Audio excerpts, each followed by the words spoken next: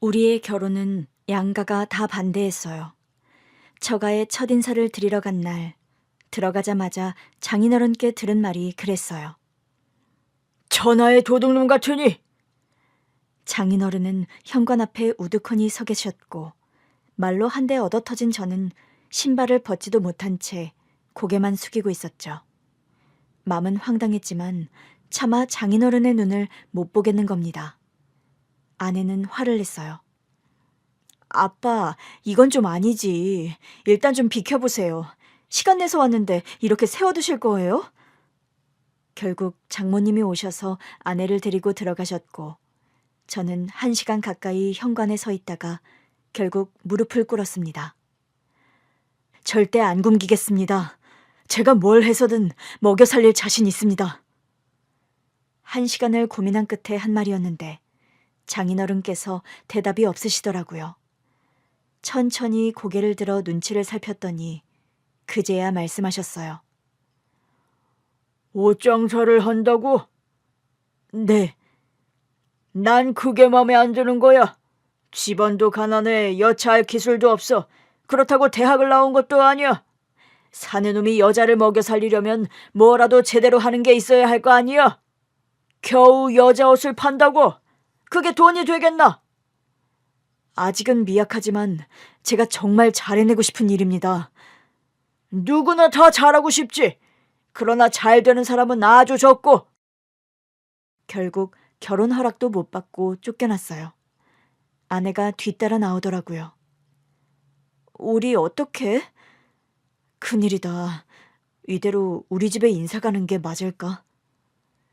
처음엔 고민했지만 일단 부딪혀보자 싶었어요. 그러나 제가 처가에서 반대를 받은 걸 안 우리 어머니도 가만히 계시지 않았죠. 너희 친정은 뭐 대단한 집이라도 되니? 우리 어머니의 질문에 아내가 많이 당황하더라고요. 저희 아버지가 딸 생각하는 마음에 나도 우리 아들 생각해. 우리 아들 말이 너희 집에서 반겨주시진 않았다 그러는데 내가 보기엔 우리 아들 표정이 반겨주지 않은 정도가 아닌 것 같아서 그래. 너희 집에 인사 갔다 온 날 밤 화장실에서 수돗물을 틀어놓고 꺼이꺼이 울더라. 사실 어머니의 싸늘한 반응에 제가 더 당황했었어요. 저는 처가에서 내가 먹고 살 능력이 있는지 걱정하시는 것 같다고만 했거든요. 그날 밤 제가 혼자 우는 소리를 들으셨을 줄은 전혀 모르고 있었어요. 엄마, 그게 아니라요. 내가 좀 더 능력이 있는 놈이었다면 싶어서 운 거예요. 처가에서 별일 없었어요. 내가 내 아들 표정도 모를까 봐. 나도 너 별로다. 내 아들 귀하게 못 여기는 처가라면 나도 별로라고. 아내는 회사원이었어요. 회사원이었던 아내가 옷을 사러 왔다가 저랑 눈이 맞았는데 사실 그때 제 가게는 겨우 적자만 면하는 상태였어요.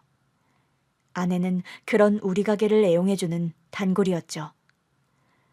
첫인상은 그렇게 좋진 않았어요. 아내가 매장에 들어오자마자 오만상을 쓰더니 불쑥 그렇게 물었거든요. 여기 청바지가 이게 다예요? 눈에 보이는 게 당연히 다일 거 아니에요.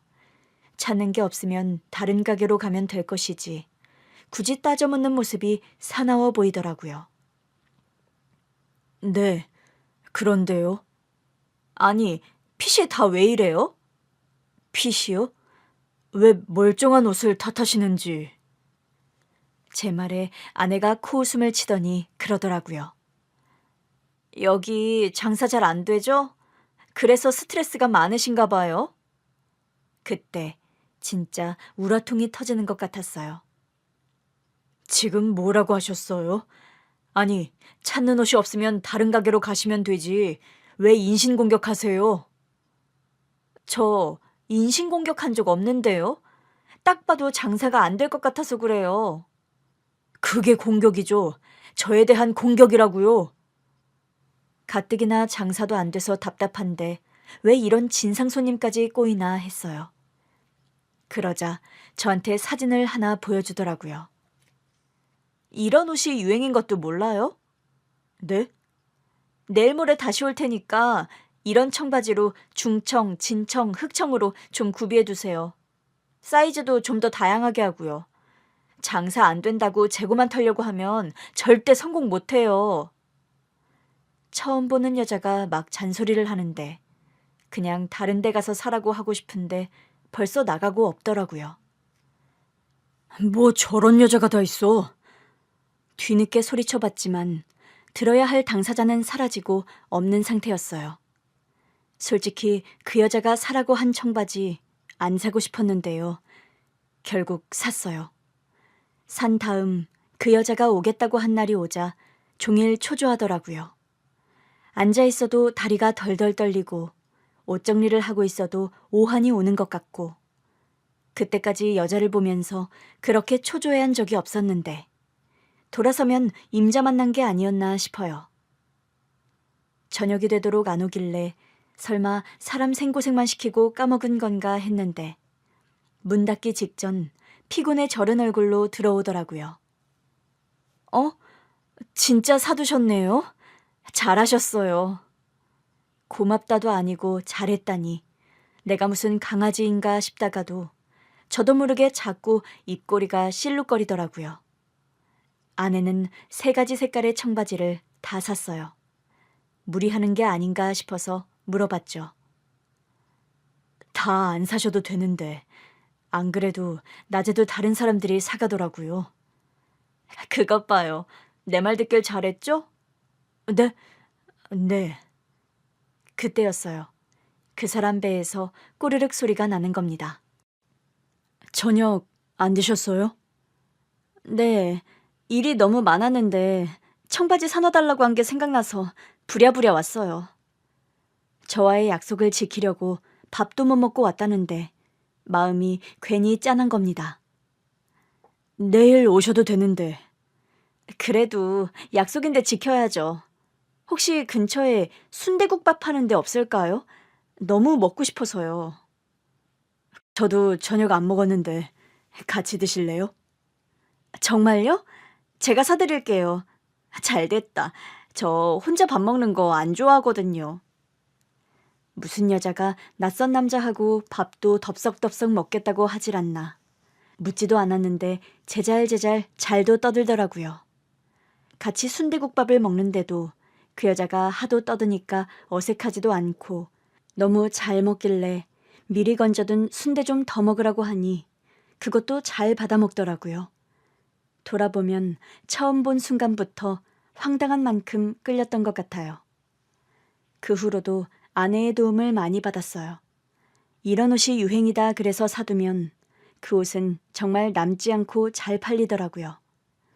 문제는 그래서 그 종류의 옷만 무지하게 사뒀다가 결국 재고만 남긴다는 거였죠. 아내는 이런 상황까지는 몰랐어요. 연애를 시작하고도 가게 상황 같은 건 말한 적이 없어요. 남자의 자존심 같은 거였죠. 결혼 얘기가 나오고서야 솔직하게 가게 상황을 말했더니 아내가 당황하더라고요. 아니, 그동안 내 조언대로 하면서 매출 좀 올린 거 아니었어? 자기 만나기 전보다는 훨씬 나아지긴 했지. 전에는 적재할 때도 많았으니까. 아내는 잠깐 난처한 표정을 지었지만 곧 평소답게 결연한 투로 말했어요. 일단 결혼해서 경제 공동체가 되자. 그때는 내가 더 간섭할 수 있을 테니까. 흡사 아내의 선전포고였죠. 우리는 양가의 반대에도 불구하고 결혼했어요. 양가 도움 없이 우리끼리 결혼하겠다. 결혼해서 더 잘 살 자신 있다. 그랬더니 결국 양가 어른들도 어쩌질 못하셨죠. 실제로 결혼 후부터는 제 사업 상황도 월등히 좋아졌어요. 아내가 아예 2팔을 걷어붙이고 제 장사에 관여하기 시작했거든요. 아내의 센스 덕분에 옷 장사는 나날이 잘 됐고 온라인 쇼핑몰까지 열면서는 아내가 따로 회사에 다닐 필요가 없어졌어요.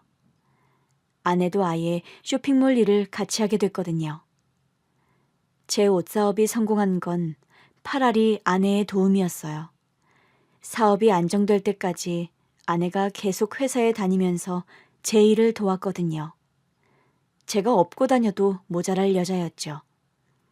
사업이 안정되면서 임신 계획도 세웠어요. 딸이 태어나면서부터는 아내는 일보다는 육아에 더 힘쓰면서 사실상 재택근무를 해줬죠. 아내가 없었다면 저에게는 딸도 사업가로서의 성공도 없었을 거예요.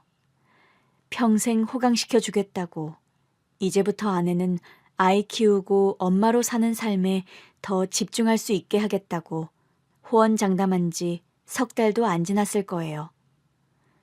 아내가 암 진단을 받았어요. 수술도 하고 항암 치료도 병행했는데 자꾸 암이 전이되더라고요. 아내가 딸이 1살 때 암 진단을 받으면서 사실상 딸은 엄마 품에서 자라지 못했어요. 양가 부모님께서 많이 봐주셨고 저는 사업과 아내 병수발을 병행하느라 정신이 없었죠. 그래도 아내가 낫기만 한다면 그게 딸을 위한 길이라고 생각하며 버텼어요. 그러나 결국 아내는 세상을 떠나고 말았습니다. 그 사이 딸은 4살이 돼 있었어요.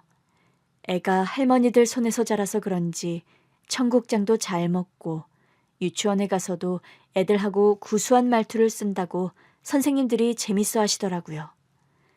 그러나 아내를 보낸 저로선 엄마 품에서 못 자란 제 딸이 안쓰럽기만 했어요.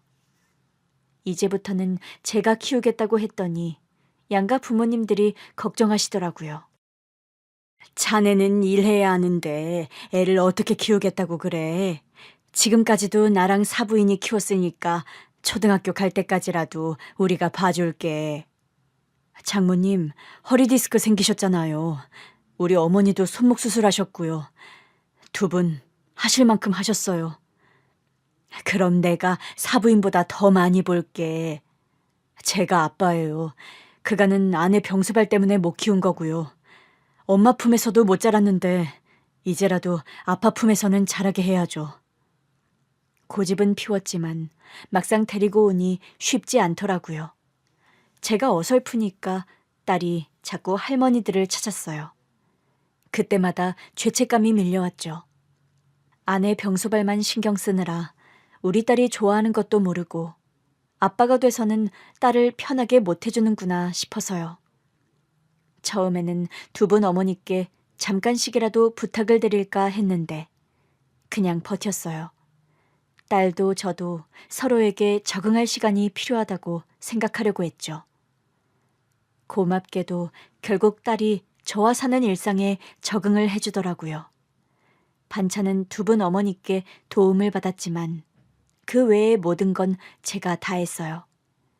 덕분에 딸은 건강하게 잘 자라서 초등학교에도 입학하게 됐죠. 그 사이 양가 어머니들께 재혼 안 할 거냐는 말을 많이 들었어요. 심지어는 장모님이 더 하시더라고요. 이제 그만 다른 사람도 만나보고 해. 우리 애가 걱정할 것 같아서 그래. 우리 딸이 그랬잖아. 자기 가고 나면 좋은 사람 만나라고. 딸 생각해서라도 꼭 그렇게 하라고. 어머니, 저는 제 딸의 엄마가 돼줄 사람을 찾을 생각은 없어요. 아니, 왜? 자기가 낳은 자식도 아닌데 진짜 자식처럼 키워줄 여자가 얼마나 있겠어요. 그냥 부족하더라도 제가 더 정성껏 키울래요. 그럼 재혼 생각이 아예 없는 거야? 솔직히 한다 안 한다 하는 생각도 해본 적이 없는 것 같아요. 양가 어머니들이 그렇게 원하셨지만 저는 10년간 일도 하고 딸 키우는 데만 집중했어요. 그러는 사이 사실 마음이 가는 사람을 만나긴 했어요. 거래처 사장님이었는데 첫인상이 꼭 먼저 간 제 아내 같은 겁니다. 보통 거래처라고 하면 서로 예의를 지키기 마련이잖아요. 그런데 저를 보자마자 그러더라고요. 밥도 안 먹고 다니시나 봐요? 예? 아니, 피죽도 못 얻어먹은 얼굴로 장사를 하시면 어떡해요? 자고로 장사하는 사람은 넉넉해 보여야 해요. 제가 빈곤해 보이나요? 네. 저기, 일어나세요. 예? 계약 건으로 막 카페에 마주 앉았을 때였어요. 대뜸 일어나라고 하더라고요. 나갑시다. 밥부터 먹게. 다 먹고 살려고 하는 거잖아요. 아니, 좀 전에 커피 시켰잖아요. 아직 나오지도 않았는데. 테이크아웃해서 가지고 가면 되죠. 별 걱정을 다 하시네. 아내를 보낸 뒤 처음으로 아내 못지않게 거침없는 여자를 본 거였어요. 처음에는 아내에 대한 그리움 때문에 신경이 쓰이나 했어요. 그래도 좋은 거래처였다 보니 계약도 하고 그 후로도 한 번씩 볼 일이 있었는데 그때마다 자꾸 밥을 먹자고 하더라고요. 그때마다 자꾸 자존심이 상하는 기분이 들더라고요. 그래서 일부러 근육도 좀 키워보고 최대한 챙겨 먹으려고 했어요. 그랬더니 어느 날 불쑥 사장님이 저를 보며 환하게 웃더라고요. 이제 좀 보기 좋으시네요. 제가 괜한 오지랖을 떨었나 싶긴 한데.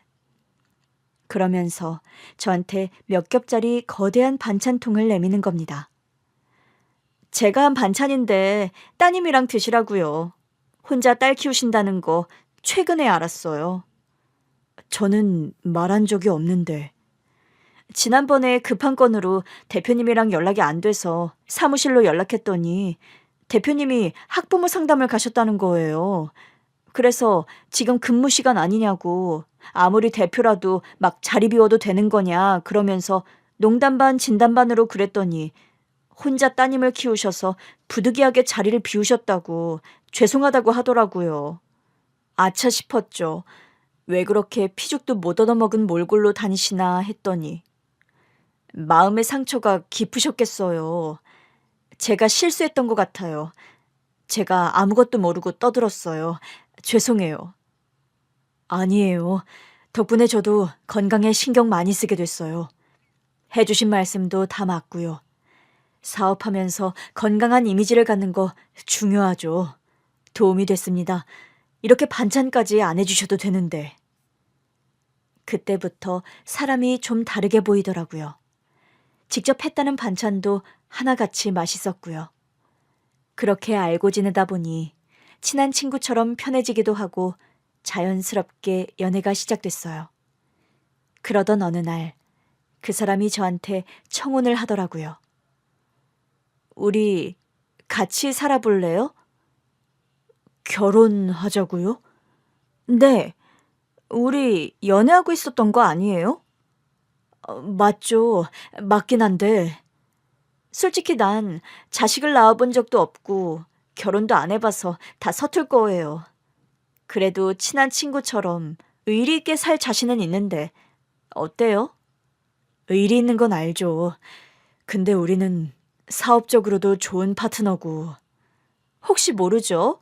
가족으로도 잘 맞는 파트너일지? 물론 저도 그 사람과의 재혼을 생각 안 해본 건 아니었어요. 그러나 매번 그 사람이 초혼이라는 점, 저에게 딸이 있다는 점이 늘 마음에 걸렸죠. 그런데 우리 딸이 재혼을 찬성하더라고요. 난 아빠도 행복했으면 좋겠어. 사실 나는 엄마에 대한 기억도 별로 없잖아. 나도 엄마라고 부를 사람이 있었으면 좋겠어. 엄마로서 능숙한 사람은 아닐 거야. 사업하는 사람이기도 하고. 아빠가 좋으면 난 좋아. 결국 딸의 응원을 받으며 재혼을 결심했어요. 새아내도 딸과 친구처럼 잘 지내더라고요. 아내와 사별한 지 10년 만에 한 재혼이었어요. 모두가 축복하는 가운데 재혼했고 처음에는 잘 지내는 줄만 알았어요. 그런데 딸의 낯빛이 자꾸 어두워지고 심지어는 애가 점점 야위어가는 겁니다. 아무래도 이상해서 새아내에게 물었어요. 요즘 숙회 안색이 왜 그러지? 살도 많이 빠진 것 같고 혹시 당신 뭐 잘못 먹인 건 아니지? 당신 설마 내가 계모라 숙희한테 해코지라도 했다는 거야? 별 생각 없이 물어본 건데 아내가 발끈하더라고요. 오히려 그때까지는 별 생각이 없었는데 갑자기 의심이 드는 겁니다. 딸에게 물어봐도 아무 일도 없다고 하길래 집에 몰래카메라를 설치했어요. 딸 입장에선 무슨 일이 있다고 해도 말을 못할 것 같더라고요. 그렇게 카메라를 설치한 뒤 딸이 돌아올 시간에 맞춰 실시간 모니터링을 시작했죠. 그날은 일부러 일이 많다고 집에 늦게 간다고도 해둔 상태였거든요. 딸이 집에 오자마자 그대로 거실 소파에 드러눕더라고요. 그런데 아내가 같이 들어오지 뭐예요. 퇴근이 너무 이르다 싶은 시간이었어요. 일단 아내에게 전화를 걸었죠. 당신 어디야? 어디긴 회사지. 뭐? 왜? 내가 이 시간에 회사에 있는 게 이상해? 아니, 그게 아니라. 나 바빠, 끊어. 아내가 저한테 회사라고 거짓말을 하더라고요. 전화를 끊은 아내는 바로 딸을 화장실로 데리고 갔어요. 저는 영상에 나온 아내의 행동에 초조해 입을 틀어막았어요. 대체 뭐 하는 거야? 집에 가봐야 하나 싶던 차, 딸이 씻고 나오는 것 같더라고요. 아내는 딸을 방으로 들여보내더니 부엌으로 가서 밥을 준비하기 시작했어요. 혹시 음식에 이상한 걸 넣는 건 아닌가 봤는데 별다른 건 안 보이더라고요. 아내는 딸이 좋아하는 돈가스를 튀기고 있었어요. 저녁을 먹는 내내 아내가 딸의 밥 위에 반찬을 얹어주더라고요. 이것도 좀 먹어봐. 그만 먹고 싶어요. 왜? 너 좋아하는 수제 돈가스도 이만큼이나 남았는데? 그만 먹고 쉴래요. 그러나 딸은 영 기운이 없는 듯 했어요. 결국 딸은 이른 잠자리에 들었고 아내가 방으로 따라 들어가더라고요. 저는 급히 딸의 방 화면으로 넘어갔죠. 딸이 침대에 눕자 아내는 딸의 이부자리를 봐줬어요.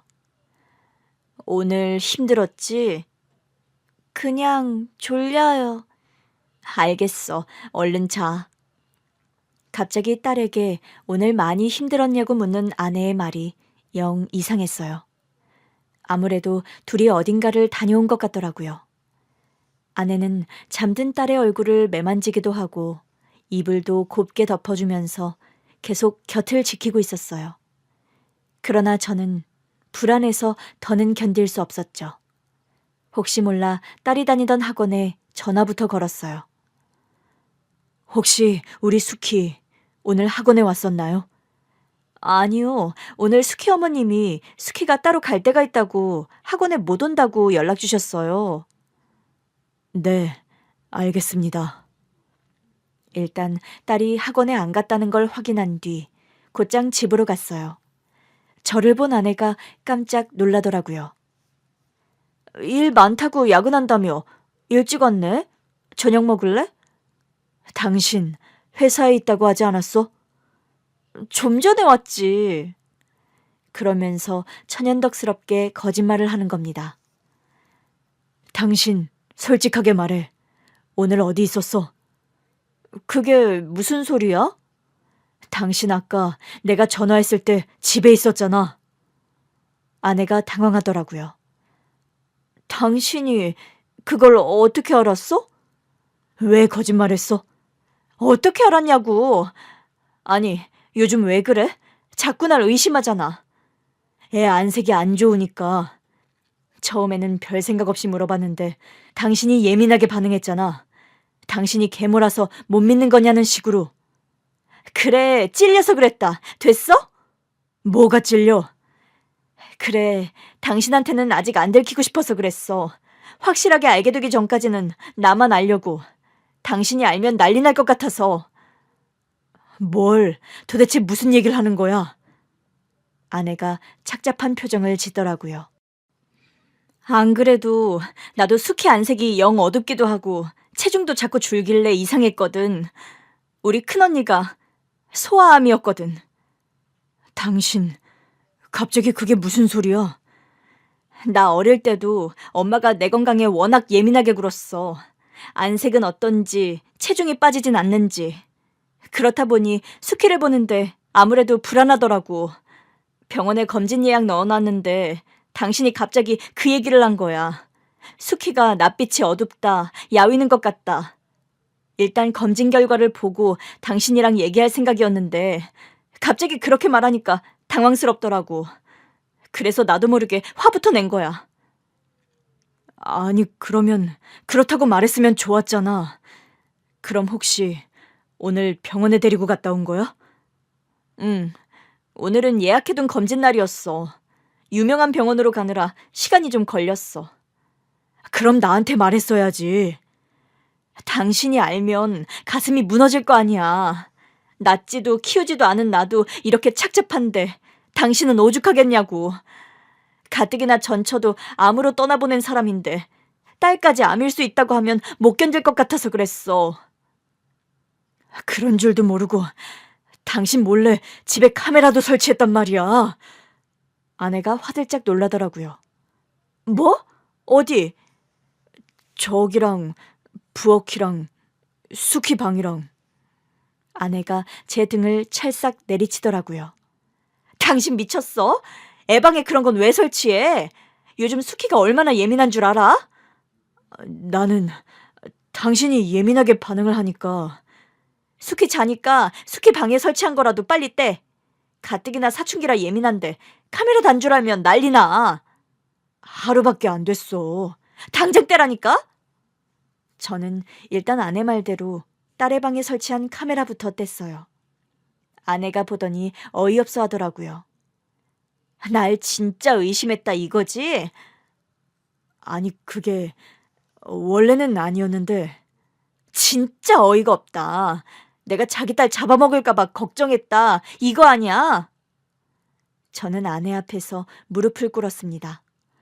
전처 장인어른 앞에서 꿇고 처음이었을 거예요. 여보, 내가 잘못했어요. 아내는 그런 저를 어이없다는 듯 내려다보더라고요. 그날 밤 전처 장모님께 전화를 받았어요. 수키는 잘 지내? 새엄마랑은 어때? 잘 지내요. 근데 문제가 하나 생겼어요. 문제? 제가 새아내를 의심했었다고 말하자 장모님께서도 혼을 내시더라고요. 결혼식 때 보니까 사람이 싹싹하고 착하던데 왜 그랬어? 갑자기 반응을 그렇게 하니까요.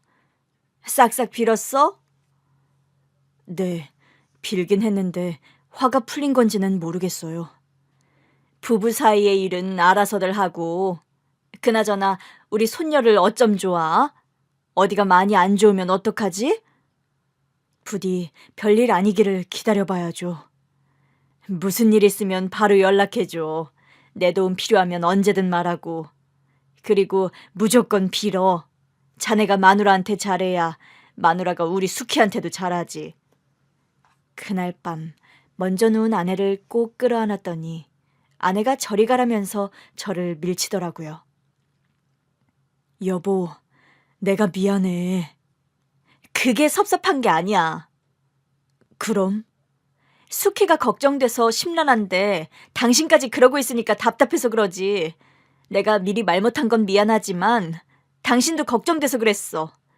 말 안 한 건 나도 미안해. 어쨌든 당신 자식인데 내가 엄마 노릇에 너무 몰입해 있었나 봐. 이런 게 계모의 서름인가 싶긴 하다. 여보, 그런 거 아니야. 나는 당신이 지금껏 수키를 안 키워봤잖아. 그래서 그렇게까지 깊이 생각할 줄은 몰랐어. 우리 딸이 새아내를 처음 만나던 날, 아내는 정말 딸의 친구 같았어요. 요즘 애들 하는 말도 다 알고 요즘 애들이 뭘 좋아하는지도 다 알더라고요. 그래서 이 정도만 해줘도 우리 딸 엄마로서는 충분하다고 생각했거든요. 내가 우리 딸내미랑 유행어나 주고받고 하니까 진짜 친구인 줄 알았어? 내가 수키랑 대화하려고 얼마나 공부한 건데. 공부를 했어? 엄청나게. 수키랑 처음 만났던 날부터 쭉 해왔어. 솔직히 내가 어떻게 해도 수키를 낳아준 엄마처럼은 안 될 거 아니야. 내가 애를 낳아본 것도 아니고. 그래서 내가 할 수 있는 최선이 뭘까 고민했지. 적어도 우리 딸이 대화하기 편한 사람, 친구 같은 아빠의 아내 정도는 될 수 있지 않을까 싶더라고. 당신이 우리 딸이랑 잘 지내려고 그렇게까지 노력한 줄은 몰랐네. 그러니까 당신이 날 의심했겠지. 날 그렇게 못 믿으면서 재혼은 어떻게 했어? 못 믿는 거 아니라니까. 애가 아픈 것 같으니까 나도 예민해져서 그랬어. 결국 아내가 먼저 화를 풀어주더라고요. 지금은 일단 수키만 생각하자. 사실 나 느낌이 안 좋아. 어? 느낌이? 당신도 이왕 알게 된 거 각오하고 있는 게 좋을 것 같아. 그렇다고 너무 절망하진 말고 행여 뭐가 나오더라도 치료하면 되는 거니까. 알겠지? 저는 그때까지도 아내가 느끼는 불안감의 실체를 잘 몰랐어요. 얼마 후 딸의 검진 결과를 들으러 가서 확실히 알게 됐죠. 간암이네요. 제가 너무 기함하니까 아내가 제 등을 두드리며 진정시키더라고요. 시모, 여보, 우리 수키가... 진정해. 우리는 부모야. 여기서 절대 무너지면 안 돼. 기절하기 직전인 저와 달리 아내는 침착하게 의사 선생님의 말씀을 다 들었어요. 그러니까 그래도 우리 애는 절제로 수술이 가능하다는 거죠? 네, 다행히 절제만으로도 일단 희망이 보이는 상태예요. 하지만 절제 후의 상황에 따라서 추가적인 치료가 필요할 수는 있습니다. 선생님, 그게 무슨 말씀이세요? 당연히 암이 있는 부위는 절제하는 거잖아요. 저는 딸이 간암이라는 사실 하나로도 도저히 진정이 안 되는 상태였어요. 의사 선생님이 차분히 설명해 주시더라고요. 간암 진단을 받았을 때 절제가 가능한 환자도 절반이 되지 않거든요. 절제가 안 되면 다른 화학요법도 사용해야 하는데 절제해서 아예 제거를 못하면 확실히 생존율이 낮아져요. 그러니 불행 중 다행이라는 뜻이죠. 현재로선 다른 장기 전이도 없어 보이고 제가 보기엔 시어머니께서 빠른 판단으로 검진을 받게 하신 게 신의 한 수였다고 봅니다. 결국 제가 의심했던 제 아내가 딸을 살린 거나 다름없단 얘기더라고요. 병원을 나오자마자 저는 아내를 끌어안고 울었어요. 여보, 내가 정말 잘못했어. 내가 미안해. 당신이 우리 딸을 살렸어. 빨리 진단받은 덕에 수술만 하면 완치할 가능성이 높다잖아. 여보, 진정해. 어디까지나 수술 전이잖아. 우리 언니도 처음엔 의사가 그렇게 말했는데 막상 열어보니 범위가 커서 절제하고도 치료를 한참이나 더 받았어. 그때 언니를 생각하면 지금도 가슴이 아파. 얼마나 앙상하게 말랐었는데. 저 형이 그런 아픔이 있었는지 몰랐네. 지금은 아주 건강해 보이셔서. 다 우리 엄마의 노력이 있었지. 그러니 어쩌겠어. 우리는 이제 수키의 건강을 평생 책임져야 하는 사람들이 된 거야. 정신 똑바로 차려야 해. 얘부터 안심시키고 우리가 든든하게 곁을 지켜주자. 난 당신이 없었으면 진지게 무너졌을 거야. 내가 그럴까봐 말을 못했어. 전처도 암으로 보내고 딸까지 암이라니. 또 절망에 빠지고 있네. 우리 수키는 수술만 잘 받아도 회복 가능하다고 했어, 안 했어? 했지. 나도 알지. 근데 갑자기 수키 엄마 간병하던 시절이 생각나서 무섭네. 내가 옆만 지키면 어떻게든 회생할 줄 알았는데 결국 떠났으니까. 내가 우리 수키 어릴 때 지 엄마만 신경 쓰고 아빠 노릇을 못해서 애가 약하게 컸나? 나는 그냥 우리 딸한테 엄마를 건강하게 돌려주는 게 최선이라고 생각했던 건데 아빠라도 옆에 있어줘야 했나 봐. 갑자기 그게 마음이 아파? 다 내 탓 같아. 그런 줄도 모르고 당신한테 뭘 잘못 먹인 게 아니냐고 떠들었으니 내가 당신 볼 면목이 없다. 부모니까 자식이 아프면 다 내 탓 같은 건 알겠어. 근데 당신은 최선을 다했잖아. 나는 수키 처음 보고 깜짝 놀랐어. 엄마 없이 자란 아이 같지 않아서. 그건 장모님이랑 엄마가 잘 키워주셔서 그런 거고. 그래, 두 분 어머님이 잘 키워주셨잖아. 그러면 된 거 아니야? 수키도 할머니들 참 좋아하고 사랑 듬뿍 받은 덕에 나랑도 잘 지내잖아. 저러기 쉽지 않다. 심지어 사춘기 소녀가? 그런가? 그럼 우리 조카가 딱 숙희 나이잖아. 걔는 완전 주변이 어둠으로 덮여 있어. 누가 말도 못 걸어. 아내의 위로에 저도 모르게 웃음이 나왔어요. 아내는 참 어떤 상황에서도 저를 웃게 하는 재주가 있었어요. 저뿐만이 아니었죠. 간암으로 수술을 받는 우리 딸도 생각보다 담담했어요. 딸, 엄마가 너 수술 잘 받고 나오면 뭐 사준다고 했지? 새 스마트폰. 엄마가 벌써 예약 걸어놨으니까 너는 수술만 잘 받고 나오면 돼. 알겠지? 응. 그냥 눈 딱 감고 있다가 눈 뜨면 끝나 있을 거야. 아빠랑 엄마가 여기서 딱 지키고 있을 거니까 긴장할 것도 없고 무서울 것도 하나 없어. 알지? 아, 기 따가워요. 아까부터 계속 그 말만 했잖아요. 엄마가 더 긴장한 것 같은데. 아내가 마른 침을 꿀꺽 삼키더라고요. 인정. 내가 더 긴장한 것 같다. 딸이 까르르 웃더라고요. 우리 딸 잘 될 거야. 분명 그렇게 될 거니까 절대 걱정하지 마. 알겠지? 엄마, 나 안 무서워요. 엄마가 다 말해줬잖아요. 수술 못 받는 사람도 많은데 나는 수술 받을 수 있어서 감사한 거라고. 누구나 다 병원 신세를 지는 때가 있는데 나는 더 빨리 왔으니까 어른 돼서는 더 건강할 거라면서요. 당연하지. 어릴 때부터 건강 관리를 더 열심히 하고 살 거기 때문에 지금 건강한 다른 애들보다 네가 훨씬 더 건강하게 살 거야. 큰 이모가 그랬거든. 너 큰 이모 봤지? 키도 엄청 크고 튼튼한 거? 아내는 딸이 수술실에 들어가기 전까지도 계속해서 마음을 놓을 수 있게 이런저런 이야기를 건네줬어요. 저는 뭐 했냐고요?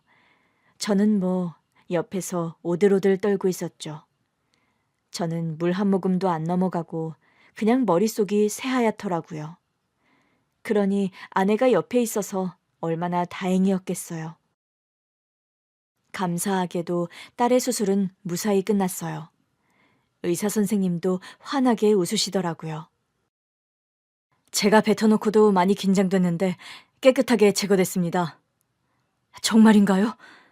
예, 일단 한시름 났어요. 조직 검사를 해보긴 할 건데 제가 보기엔 전이는 없어 보여요. 그래도 혹시 모르니 그건 확언은 안 하겠습니다. 일단 검사 결과 나오면 보시죠. 그럼 이제 남은 건 수술 회복하고 퇴원하는 거죠? 아참, 일단 전이가 안 됐다는 전제하에요. 다행히 의사 선생님의 예상대로 딸은 전이도 없었어요.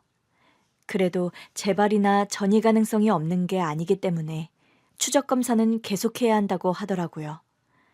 그래도 이게 얼만가 싶었어요. 딸이 퇴원한 뒤 아내가 생각지도 못한 선언을 했어요. 나 아무래도 사업장 정리해야 할 것 같아. 저도 딸도 깜짝 놀랐죠. 당신 일 좋아하잖아. 나도 내가 이런 결정을 하게 될 줄은 몰랐는데 아무래도 해야 할 것 같아. 지금 내 자식들한테 신경 안 쓰면 평생 후회할 것 같아서. 당분간은 집안일에 전념하다가 일하고 싶으면 당신 회사 가서 일하지 뭐. 설마 안 시켜줄 거야? 당신 같은 인재한테 일 안 줄 사장이 어딨어.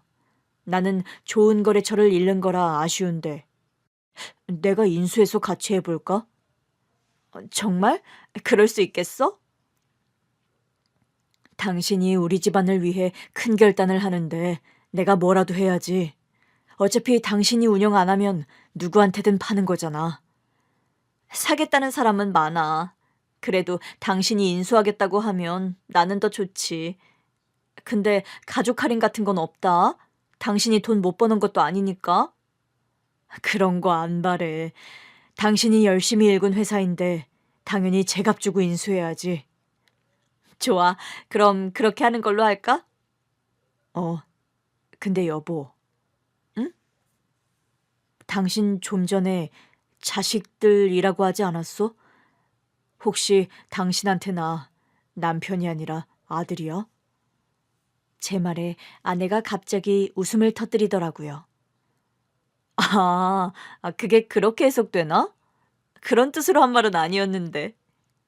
난 또 내가 이번에 우리 딸 수술할 때 너무 연약한 모습을 보여서 이제 당신한테는 남자로도 안 보이나 했네.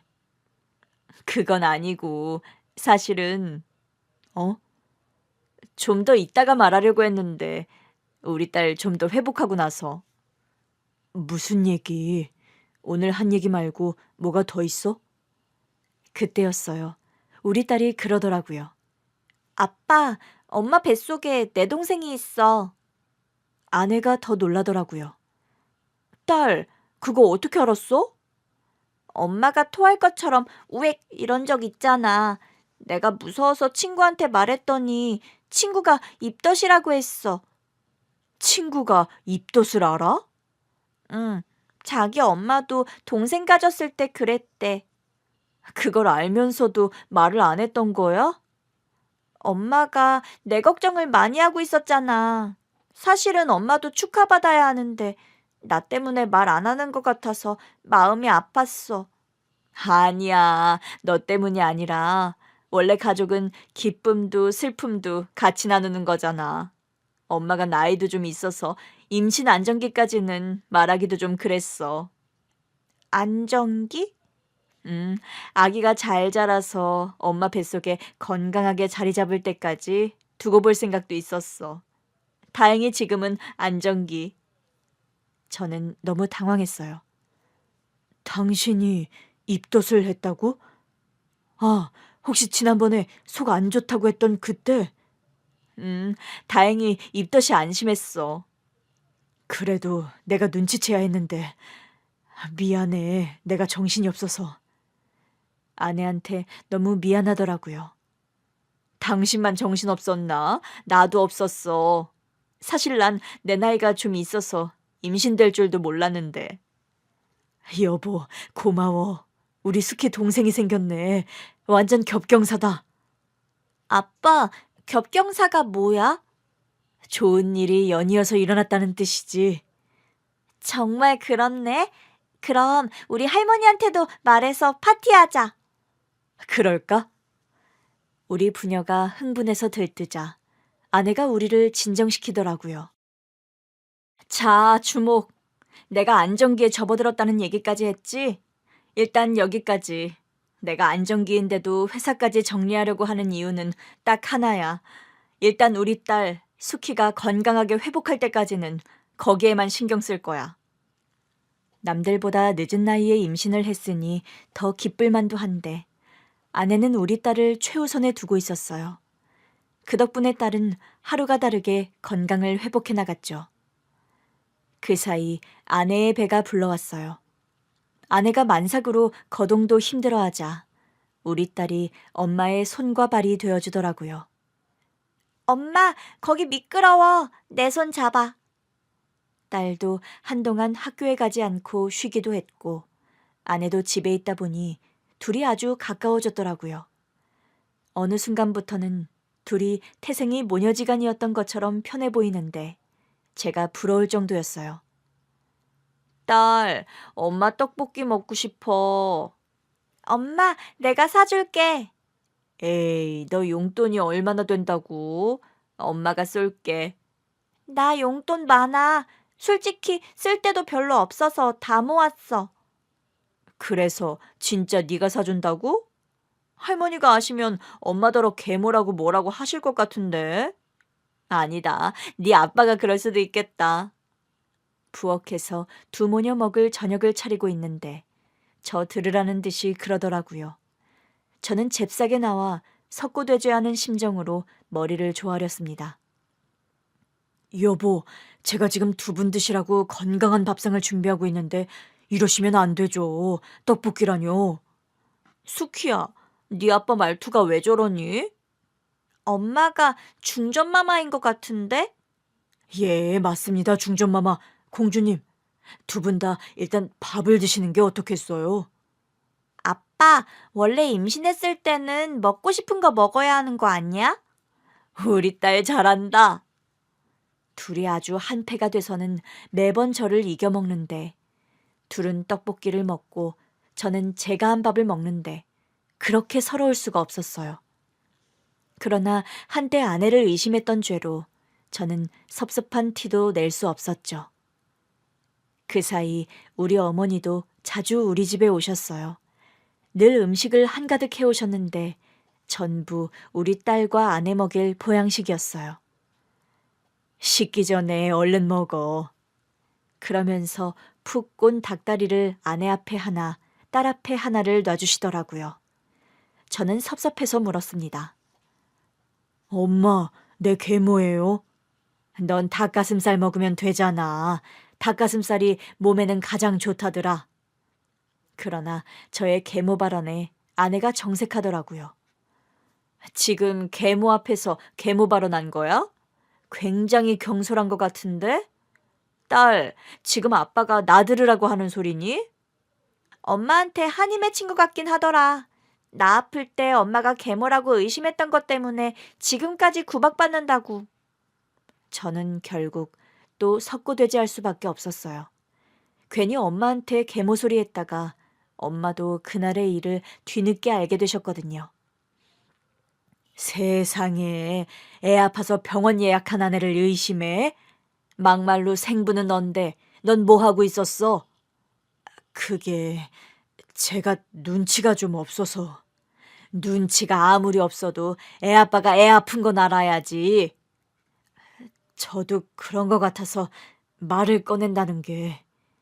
이야, 내 아들이지만 못났다, 못났어. 어머니, 어머니라고 부르지도 마라. 내가 창피해서 진짜 넌 닭가슴살도 먹을 자격 없어. 어머니, 제가 잘못했습니다. 여보, 제가 다시 한번 사죄드립니다. 아내가 장난스럽게 웃더니 제 앞에 닭다리를 놔주더라고요. 얼른 드세요.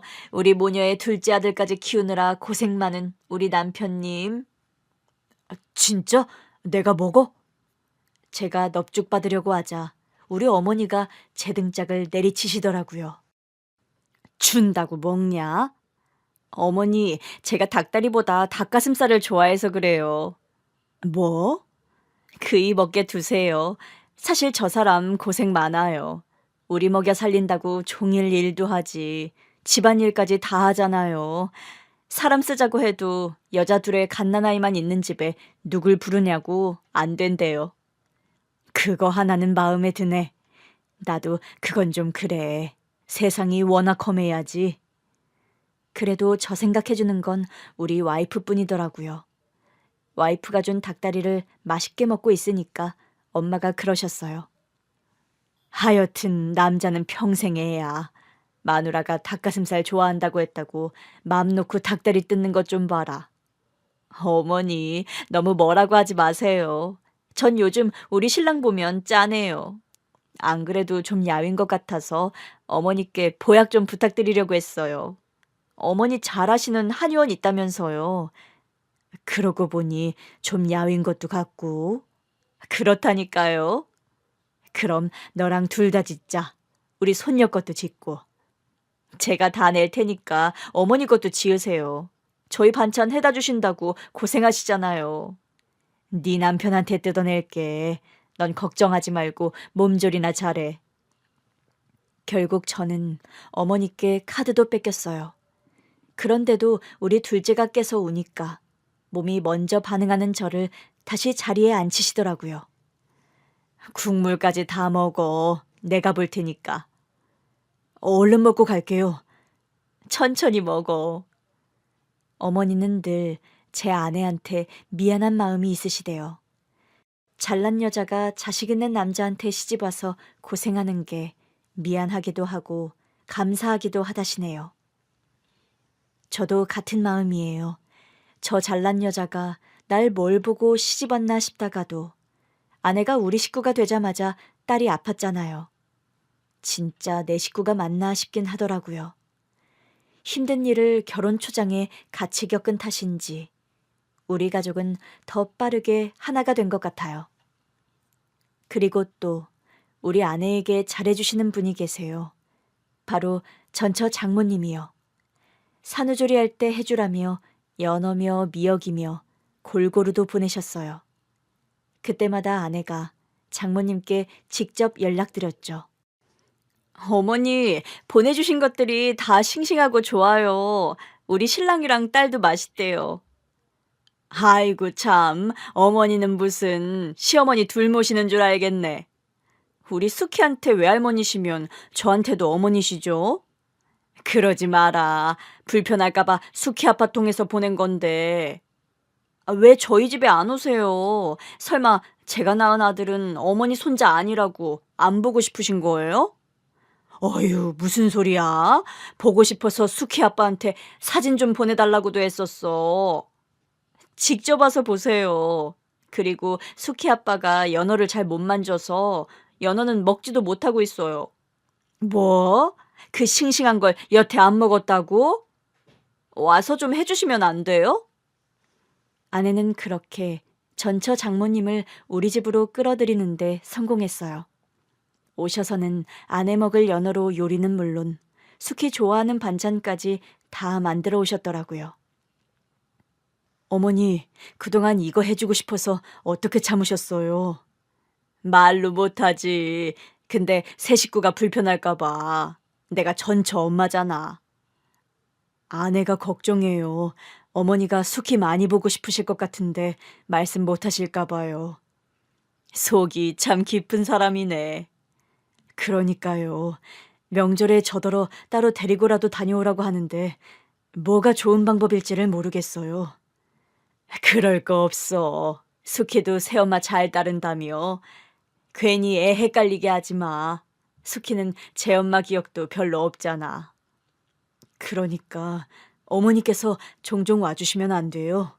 숙희한테 외할머니 오셨다고 하니까 학원 가기 싫다고 해서 학원 가지 말고 오라고 했어요. 새엄마 쪽 외할머니도 계실 텐데. 그래도 숙희한테는 장모님이 진짜 외할머니잖아요. 애가 갈수록 제 엄마를 쏙 빼닮는 것 같아요. 똑같아. 그래요? 우리 애가 저 나이 때 딱 저렇게 생겼었어. 어머니, 종종 와주세요. 집사람도 딸을 키워보니까 딸 잃은 어머니 심정을 알 것 같아서 생각하면 눈물 나고 그런데요. 알겠어. 내가 숙희 엄마한테 종종 미리 연락해보고 괜찮다고 하면 올게. 숙희 엄마요? 그럼 애가 암 걸린 것도 바로 알아채고 병원 데리고 가서 살린 사람이 숙희 엄마가 아니면 누가 숙희 엄마야? 저는 장모님을 꼭 안아드렸습니다. 그 마음을 먹기까지 얼마나 힘든 시간을 보내셨을까 싶더라고요. 숙희랑 저녁까지 드신 뒤 집에 가시겠다고 하니까 아내가 모셔다 드리라고 하더라고요. 가시면서도 아내 손을 꼭 잡고 그러셨어요. 숙희 엄마야, 내가 언제까지 살지는 모르겠지만 사는 동안 더 잘할게. 정말 고마워. 우리 딸이 힘들게 낳은 우리 숙희 목숨 구해줘서 정말 고맙다. 고마워. 장모님도 아내도 서로의 손을 잡고 한동안 울었어요. 우리 딸이 두 분 다 청승 그만 떨라고 하기 전까지 말이죠. 사실 재혼을 하고도 이렇게 안정감을 느끼게 될지 몰랐어요. 새 아내와 결혼을 결심했을 때만 해도 그 사람이 우리 딸의 진짜 엄마가 되어줄 거라는 기대는 안 했거든요. 그런데 우리 아내는 우리 딸을 자기 딸로 끌어안은 것도 모자라 전처의 장모님까지 식구로 끌어안더라고요. 그런 제 아내를 보면서 저희 어머니가 그러세요. 걔는 처음 봤을 때부터 배포가 보통이 아닌 것 같았어. 그런 여자가 또 어디 있겠니? 네 마누라 아니었으면 전처의 엄마까지 어떻게 한 식구처럼 살겠어. 너무 한 식구처럼 살아서 탈이죠. 세 분 지난번에 가을 단풍 보러 가신다고 고속버스 타고 나가셨다가 길 잃어버리셔서 저랑 애엄마가 세 분 찾느라 진땀 뺀 거 기억하시죠? 아이고, 알았다니까. 이제는 어디 갈 때는 미리 말하고 무조건 택시 타고 다닌다고 했잖아. 세 분 다 건강 조심하셔야 해요. 다음 주에 셋이 같이 가서 받는다니까. 아이고, 끊어라. 나 저기 뭐 올려놓고 깜빡했다. 요즘 우리 어머니는 제 잔소리가 듣기 싫다며 통화도 얼른 끝내려고 하세요. 그러면서 애엄마랑은 1시간씩 통화를 하시더라고요. 우리 수키도 벌써 고등학생이에요. 아내도 저도 수키가 어린 동생한테 관심을 뺏기고 힘들어하면 어쩌나 했는데 남자친구가 생기더니 같이 공부도 하고 한 번씩 데이트도 하고 하는 것 같더라고요. 그러면서도 집에 있을 때는 우리 부부보다 동생을 더 잘 봐요. 둘째가 칭얼거리다가도 누나 품에만 안기면 자더라고요. 곧 있으면 결혼기념일인데 새 집의 어르신들이 우리 부부끼리 시간 좀 보내고 오라고 하시네요. 아내는 아직 애들을 떼놓는 게 마음이 안 놓이는 눈치라서 제가 작정하고 둘이 짧은 여행이라도 가자고 했습니다. 시작부터 자식이 있었던 부부라 돌아보니 둘이 보낸 시간이 별로 없더라고요. 이번 여행만큼은 아내를 공주님처럼 모시고 다니면서 둘만의 추억을 많이 만들고 와야겠습니다.